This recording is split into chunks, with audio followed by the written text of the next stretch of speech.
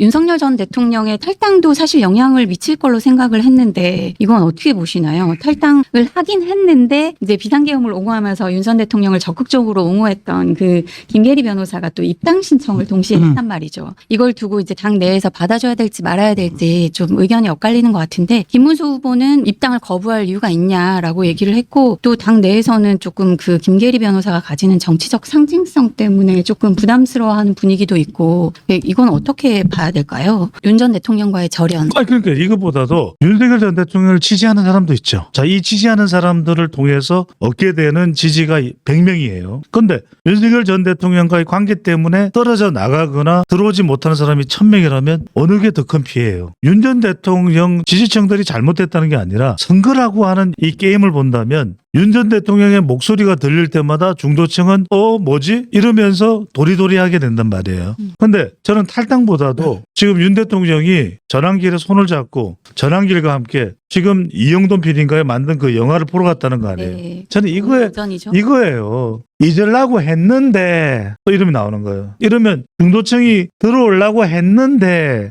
멈칫멈칫거려 버리는 거예요. 이게 이제 저는 가장 크게 영향을 줄 수밖에 없다. 뭐 이제 빨리 했고 안 했고를 떠나서 윤 전 대통령이 탈당하고 이건 전략상 그런 거예요. 왜냐하면 이번 선거는 전략상 윤 전 대통령이 좋고 나쁘고를 떠나서 윤 전 대통령이 최대한 안 드러나는 게 김문수 후보든 국민의힘이든 좋은 거예요. 이절만 했는데 이게 지금 나죠. 지금 그러고 지금 국민의힘 상황이 어때요? 홍준표 전 대구시장은 네가 가라 하와이 오지 마라 하와이 내 많이 묻다 아이가 블루 하와이 이렇게 되는 거잖아요. 거기다가 누구는 또 지금 민주당 간다 또 자꾸 이런 소리가 들리잖아요. 이런 상황이 되면 전열이 막 흐트러져요. 그런 상황이기 때문에 지지층을 결집을 해도 중도층 5%가 모자라. 그러면 이 중도층을 받으려면 선거 전략상으로 선거 메커니즘으로 봤을 때는 윤 전 대통령이 최대한 드러나지 않는 게 좋다는 거죠. 그런데 지금 영화를 동대문인가요? 잊으려고 했는데 이거죠. 이제 윤석열 전 대통령의 탈당은 국민의힘 김문수 후보에게는 매우 사실은 이제 필요한 일이었고 긍정적인 효과를 줄 이제 사안이라고 얘기할 수 있어요. 왜냐하면 국민의힘의 지지층에서조차도 윤 대통령과 절연을 해야 한다라고 하는 기류가 뭐 제법 있었던 상황이고 그래서 김문수 후보가 국민의힘 지지층들을 다 흡수하지 못하는 상황이었거든요. 또 최근에는 뭐 정당 지지 표출을 안 하기도 하고 지지율이 떨어지기도 했었잖아요. 근데 그런 상황이었는데 그거 하면 명분을 주는 것이거든요. 정치와 선거에서 뭐 지지의 근거를 제공해주는 싸움인 것이거든요. 그래서 윤석열 대통령이 이제 관계를 이제 끊는다 이러면은 어쨌든 국민의힘의 전통적인 지지자들 중에서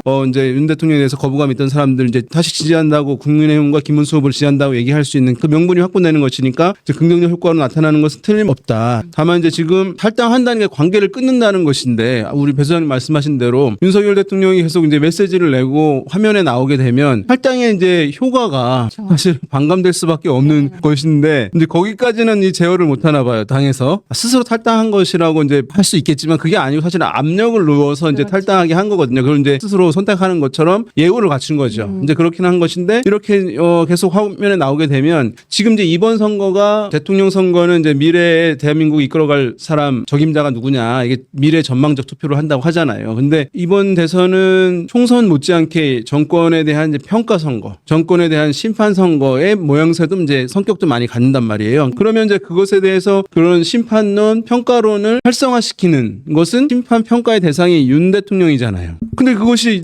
보여요, 눈에, 유권자들 눈에.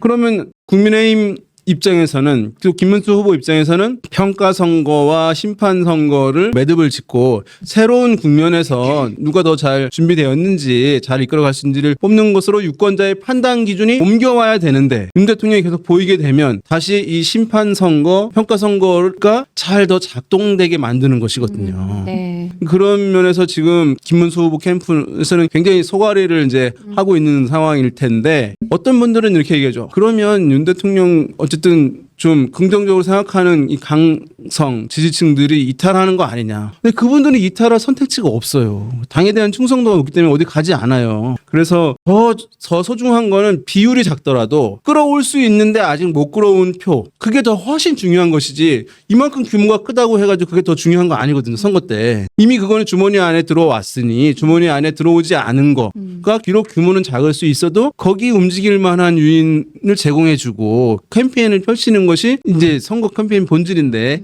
지금 이제 그렇지 않은 것 같아요. 제가 봤을 때. 여기 모르면 최대 128만 원 손해. 아정당은 지원금 설치 당일 즉시 입금. 약정 끝날 때마다 받을 수 있어요. 법이 정해둔 지원금 당연히 챙기셔야죠. 심지어 이제 카드까지 최대 혜택 받고 800종 이상 한 번에 비교돼요. 전국 가입자 수 1위 아정당. 가장 많은 가입 수당으로 최대 현금. 다른 곳보다 혜택이 적다면 차액의 120% 보상. 24시간 무료 상담. 초고속 설치까지. 불만족 시 전액 환불하는 보장이서도 있어요. 인터넷 정수기 휴대폰 이사 청소 카드까지. 정당하게 받자. 아정당.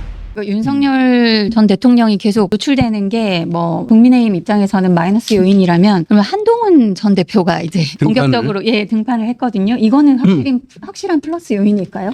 윤 대통령에 대한 이제 입장 정리 명확히 해야 된다. 탄핵에 대해서도 이제 필요하다라고 하는 이제 입장들 가지고 있었던 국민의힘 지지층들 네. 같은 경우에 아직 김문수 후보를 지지하지 않았던 층들. 그래서 비록 이제 윤 대통령에 대한 입장 정리 아직도 명쾌하지 않다 하지만 어쨌든 그 중간에 징검다리 역할로서 지지를 보내줬던 이제 한동훈 전 후보가 캠페인에 지원을 하게 되면 한동훈 후보의 뭐 이른바 선호했던 지지자들 같은 경우에는 뭐 그래도 이제 좀 움직이게 하는데 영향을 이제 줄 수는 있으리라고 생각됩니다.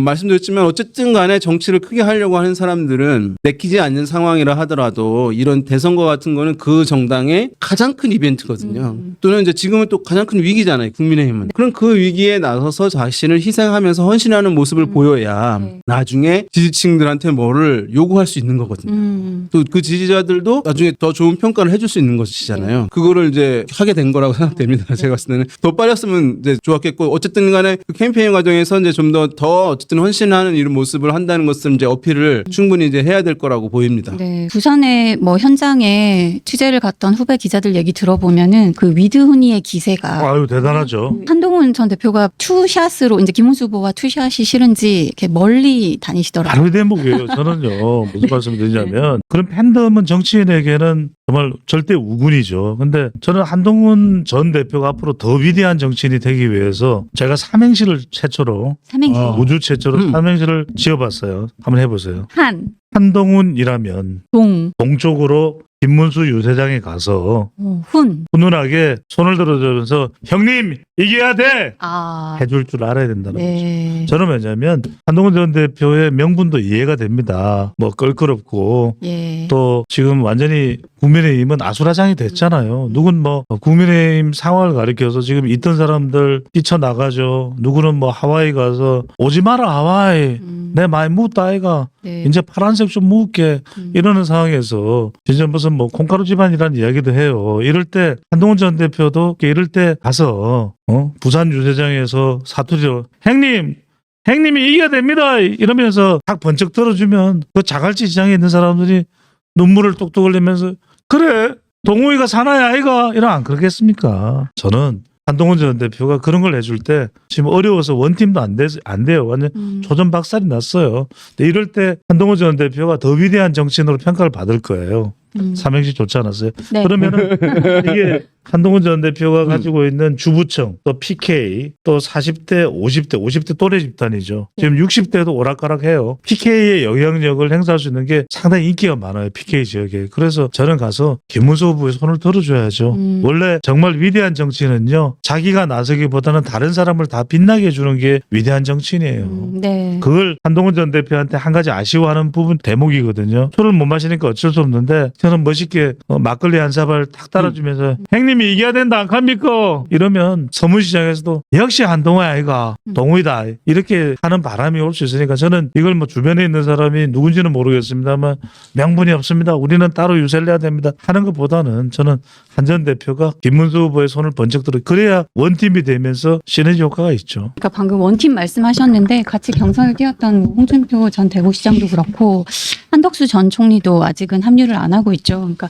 하와이 특사단에 대한 뭐 어떤 성과를 가지고 돌아올지 관심이 있었는데 오늘 새벽에 홍 전 시장이 이제 SNS를 통해서 특사단이 모두 돌아갔다. 대선이 끝난 후에 돌아간다는 입장에 변함이 없다고 알렸고 한덕수 전 총리도 이제 후보 지원 유세 요청이 있었음에도 조금 아직 결단을 못 내리고 있는 것 같아요. 지금 이례적 현상이죠. 사실은 이제 다른 캠프들도 사실 경선에 쓰는 사람들이 뭐 정말 전폭적으로 이제 지지 캠페인하고 그런 건 원래 아니거든요. 근데 그냥 그런 모양새 정도를 모습을 보여주는 것이 기본적이에요. 그 사람들도 패배자인데 뭐 그 마음이 아주 생긴 건 아닐 거 아니에요. 그렇지만 어쨌든 지금 아예 참여하지 않는다라고 나오는 경우는 제가 이제 많은 대선 봤지만 이런 경우 잘 없었던 것 같아요. 거의 없었던 것 같아요. 그러니까 지금 보면은 한동훈, 안철수 두 인물 정도 빼고는 참여를 안 하고 있는 거잖아요. 그래서 이후에 어떤 방식으로도 이제 하게 하는 것이 김문수 후보 뭐 리더십도 한번 보여주는 것 차원에서 필요하다고 생각되고 하는데 가능할지는 모르겠는데 지금 홍준표 전 후보 같은 경우에 아마도 이제 간 것이 제가 곰곰이 생각해 보니까 지지 선언을 받으려고 또는 참여하게 하려고 하는 목표가 이제 있었을 수 있었을 텐데 더 이면에는 혹시 홍준표 전 시장이 이준석 후보를 지지 선언하면 어떡하지? 아니면 혹시나 이재명 후보한테 캠프로 간다고 하면 어떡하지? 이런 이제 굉장히 걱정이 있었던 것 같아요. 제가 봤을 때. 그러니까 그렇지 않고는 하와이까지 현직 의원들 몇 명이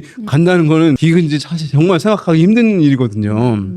요즘 같은 정보통신 시대에 더큰 메시지 전달할 수 있는 방법들이 있잖아요. 근데 직접 가서 한다는 거는 아마도 그것만큼은 하지 말아달라. 이제 이런 절박한 게 있지 않았을까. 그렇으면 김문수 후보 캠프의 캠페인 자체가 정말 더 힘들어지는 것이 있을 테니까. 왜냐하면 경선했는데 딴 후보를 지지해. 그러면 이 사기가 저하되는 건 불보듯 뻔하고 지지가 빠질 수도 있는 것이었으니까 아마도 이제 그렇게 한번 내피셜로 생각을 해 봅니다. 어쨌든 이제 소기의 최소한의 목표는 달성한 거라고 볼 수 있는데 그럼에도 이제 아쉬움은 남는 거죠, 사실은.